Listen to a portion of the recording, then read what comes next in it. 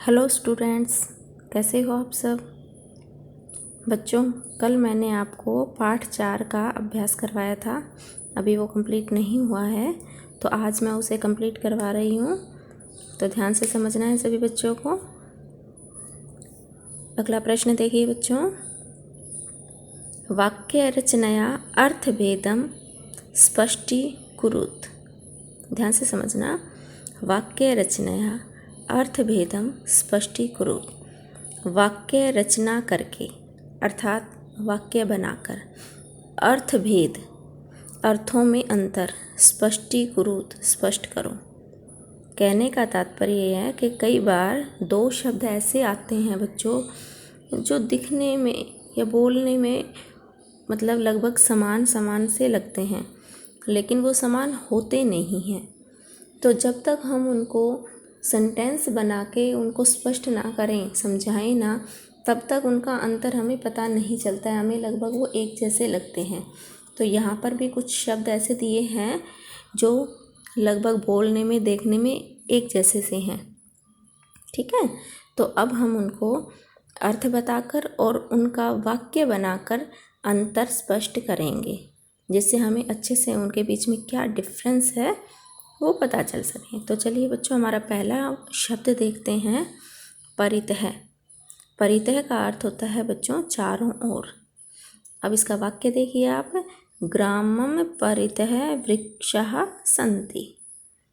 परितः चारों ओर, ग्रामम मतलब गांव के, परितः मतलब चारों ओर, वृक्षाः मतलब पेड़ और सन्ति मतलब हैं। समझ आया? गांव के चारों ओर पेड़ हैं। अगला शब्द है बच्चों हमारा पुरतः। ये परितः और पुरतः में बच्चे कंफ्यूज हो जाते हैं। पुरतः, पुरतः का मतलब होता है बच्चों सामने। अंतर समझिए, परितः का मतलब चारों ओर और पुरतः का मतलब सामने। गृहस्य पुरतः विद्यालय अस्ति। घर के सामने, गृहस्य पुरतः का मतलब घर के सामने विद्यालय है, अस्ति विद्यालय है। गांव के चारों ओर पेड़ हैं, घर के सामने विद्यालय है। अंतर समझ आया बच्चों?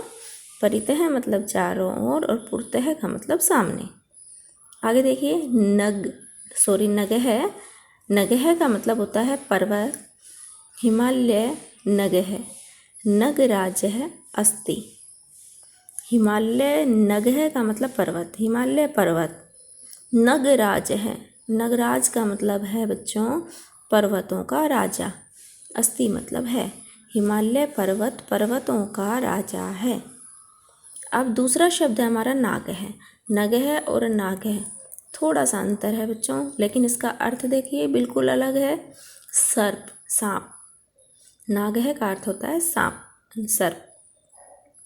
नाग जो होता है विषधर भवति, विषधर होता है। विष मतलब जहर, धर का मतलब धारण करने वाला, मतलब जिसके अंदर जहर होता है उसे विषधर कहते हैं। भवति मतलब होता है। सांप जहर वाला होता है या विषधर होता है। थोड़ा सा देखो, नगः नागः कुछ खास अंतर नहीं है, लेकिन इनके अर्थ में बहुत अंतर है। नगः का मतलब पर्वत और नागः का मतलब सर्प। आगे देखिए बच्चों, आरोहणम। आरोहणम, आरोहणम का मतलब है चढ़ना, ठीक है। जैसे पर्वत पर चढ़ाई करते हैं, इसे कहते हैं आरोहण करना। स पर्वते आरोहणम करोति। स का मतलब वह है, पर्वते मतलब पर्वत पर, आरोहणम चढ़ाई, करोति मतलब करता है। वह पर्वत पर चढ़ाई करता है या वह पर्वत पर चढ़ता है। अगला है अवरोहणम। देखो यहाँ है आरोहणम, अवरोहणम मतलब उतरना, उसका विपरीत अर्थ है उतरना, चढ़ना, उतरना। स वृक्षात् अवरोहणम करोति। वह वृक्ष से अवरोहण करता है, अर्थात वह वृक्ष से उतरता है। अगला देखिए, विषमा। विषमा जो सम न हो, जो बराबर न हो, असमान, जो समान न हो, असमान, मतलब टेढ़े मेढ़े या ऊबड़ खाबड़। ओके। पर्वत मार्गः, जो पर्वत मार्ग होता है, मतलब पर्वत का जो पहाड़ों पर बना हुआ जो रास्ता होता है, विषमः भवन्ति, वो विषम होता है, अर्थात असमान होता है, ऊपर नीचे होता है, टेढ़ा मेढ़ा होता है। अगला है शब्द समः। समः का मतलब समान। समा का मतलब क्या होता है बच्चों? समान, समतल जिसे हम कहते हैं। समतले समामार्गः भवन्ति, जो समतल भूमि होती है वो समान रास्तों वाली होती है। ध्यान से देखो, समतल समामार्गः भवन्ति, समतल भूमि समान रास्तों वाली होती है। ये प्रश्न यहाँ कंप्लीट हो गया बच्चों। आशा करती हूँ आपको समझ आ गया होगा। अब अगले प्रश्न पर चलते हैं हम। अगला प्रश्न देखिए, अधोलिखितानि पदानि निर्देश अनुसारम परिवर्तयत। नीचे कुछ शब्द दिए हैं, उनके साथ ये देखो लिखा हुआ है कि इनको चेंज किस में करना है, फिर चेंज करके आपको यहाँ आंसर लिखना है। समझ आया बच्चों? नीचे दिए गए शब्दों को निर्देश अनुसार परिवर्तन करना है। ओके, तो अब देखिए पहला शब्द है हमारा गिरि शिखर। क्या शब्द है हमारा? गिरि शिखर। और हमको चेंज किस में करना है? ये सप्तमी एकवचन में। ये जो शब्द है इसका हमने क्या बनाना है बच्चों? सप्तमी विभक्ति का एकवचन बनाना है। अब देखिए ये है ना बच्चों, शब्द कहीं से कुछ भी पूछा जा सकता है, तो अगर आप रट्टे लगाएंगे तो कितनों के लगाएंगे, तो थोड़ा सा अगर आप रूल्स के अकॉर्डिंग देखेंगे तो ये आसानी से आप कर पाएंगे। तो गिरि शिखर एकारांत शब्द है बच्चों, देखो यहाँ क्या है, ये एकारांत।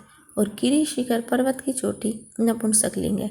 तो यदि एकारांत नपुंसकलिंग का आपने रूप याद किया है तो उसकी सप्तमी विभक्ति जिस तरह से बनेगी तो इस गिरि शिखर शब्द की भी सप्तमी विभक्ति वैसे ही बनेगी। तो हमने नपुंसकलिंग में आपको फल का रूप भी याद करवाया था, ठीक। तो जो फल का रूप होता है उसकी सप्तमी जो एकवचन है वो होती है बच्चों फले। क्या होती है? फले। तो जो मूल शब्द है फल, उसके साथ हमने लय पर एक ही मात्रा लगाई, ठीक है। तो इसी तरह से हमारा जो मूल शब्द है यहाँ पर गिरि शिखर, अगर इसके साथ हम एक ही मात्रा लगाएं तो ये हमारा सप्तमी एकवचन बन जाएगा। समझ आया बच्चों? अगला देखिए पथिन, ठीक है। पथिन, इसका भी हमने सप्तमी एकवचन लिखना है। अब यहाँ देखिए जो पथिन शब्द है इसमें लास्ट में कोई स्वर तो है नहीं, ठीक है।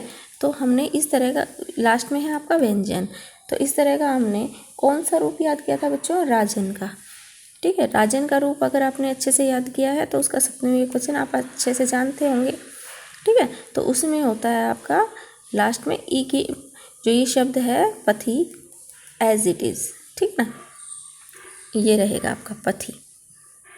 अगला है पाषाण। पाषाण मतलब पत्थर, ठीक है बच्चों। और वही सप्तमी हमें एकवचन में लिखनी है। तो जैसे बिल्कुल गिरि शिखर में किया था ना, लास्ट जो हमारा लास्ट वर्ण है उस पर एक ही मात्रा लगानी है, बिल्कुल वैसे वैसे करना है, ठीक है। आगे देखो राष्ट्र शब्द है, इसका हमें चतुर्थी एकवचन लिखना है। तो आपने जो फल का रूप किया था उसमें चतुर्थी विभक्ति आप एकवचन में क्या लिखते हैं? फलाए। तो ऐसे ही राष्ट्राय, ओके। अगला है यान शब्द, ठीक है। तो इसकी द्वितीय बहुवचन में लिखनी है। तो फल के रूप में बच्चों हम द्वितीय बहुवचन क्या करते हैं? देखो फलम, फले, फलानी। फिर द्वितीय, इसकी जो द्वितीय विभक्ति होती है बच्चों बिल्कुल सेम प्रथमा जैसी होती है, फलम, फले, फलानी, दोनों ही सेम चलती है, फलम, फले, फलानी, फलम, फले, फलानी। तो इसी में है यानम, याने, यानानी, ओके। तो यहाँ क्या आएगा बच्चों? यानानी। अगला शब्द है हमारा शक्ति। शक्ति शब्द जो है उसकी प्रथमा एकवचन। अब हमने इस तरह से कौन सा रूप याद किया है? छोटी ई, तय पर छोटी ई की मात्रा लगी है, तो तय पर जो छोटी ई की मात्रा वाला हमने कौन सा रूप याद किया है? जैसे मति, हमने मति शब्द याद किया है। तो मति जो शब्द है उसके सबसे पहला रूप में सबसे पहला शब्द क्या होता है? मति। फिर दूसरा मतिहि, मतियः, मति मति मतियः। तो अंतर क्या करना है? सिर्फ ये जो आपका शक्ति शब्द है इसके साथ विसर्ग का प्रयोग होगा, बाकी वैसा का वैसा रहेगा। अगला है बच्चों आपका पशु। पशु उकारांत शब्द है। तो आपने उकारांत में कौन सा याद किया है बच्चों? उकारांत में आपने याद किया है साधु का, ठीक है। तो लास्ट इसकी जो सप्तमी होती है इसके बहुवचन में हमने क्या किया था? ध्यान है आपको? साधु शु। सप्तमी बहुवचन में क्या किया था? साधु शु। कोई भी रूप है उसमें सप्तमी जो बहुवचन है उसमें सु का प्रयोग ही होता है, ठीक है। जो आपका आकारांत स्त्रीलिंग शब्द होते हैं उनमें अधिकतर स जो आपका सिंपल स होता है, स सलेट वाला, ठीक है, वो वाला लगता है, और इसमें है आपका श षटकोण वाला लगता है। पशु शु। जिन बच्चों ने रूप याद किए हैं उनको ये चीज़ बिल्कुल अच्छे से समझ आ रही होगी कि मैं उनको क्या समझाना चाह रही हूँ। लेकिन जो बच्चे रूप याद नहीं करते अच्छे से वो इस टॉपिक को नहीं कर पाएंगे। इसलिए बच्चों पहले आप जो भी मैंने रूप कराए हैं उनको प्रॉपरली अच्छे से लर्न करें, तब ये टॉपिक आपको आसानी से समझ आएगा। ओके स्टूडेंट्स, यहाँ पर आपका लेसन 4 कंप्लीट हो गया है। Thank you.